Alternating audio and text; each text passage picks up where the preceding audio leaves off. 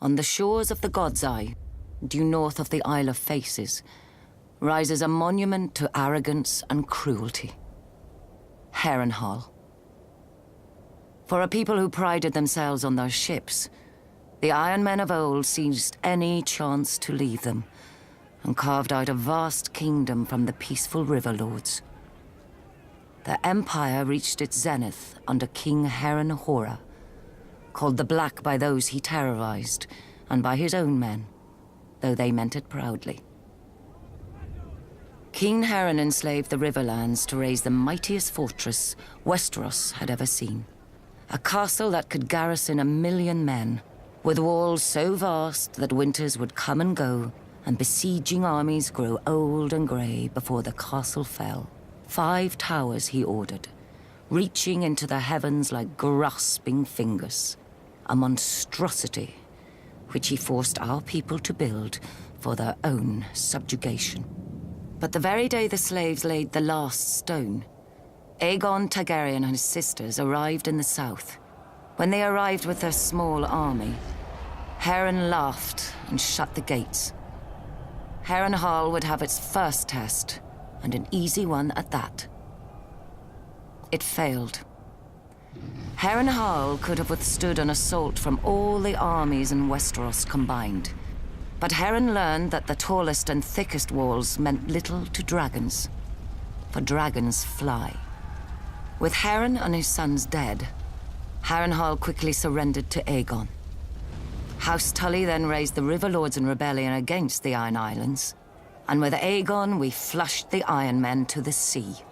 We should have torn down the castle stone by stone then, but Harrenhal seemed such a magnificent prize that Aegon gave it to one of his commanders, whose line then withered to extinction, as would every family to hold it thereafter.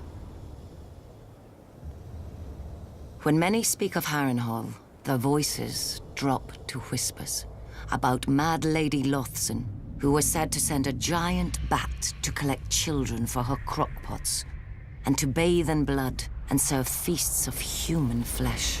About the ghosts of Black Harren and his sons who still walk the castle at night, all aflame.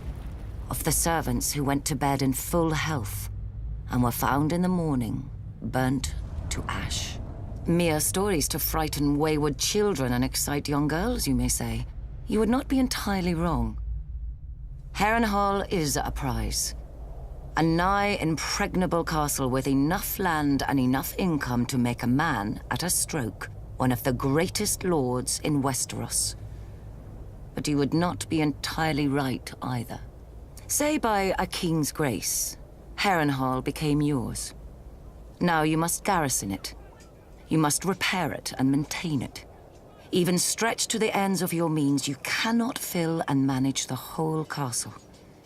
So you retreat your household to 4 of the 5 towers, then 3, then 2, then only the bottom thirds of those. You close the whole of 100 hearths and take your meals in your rooms.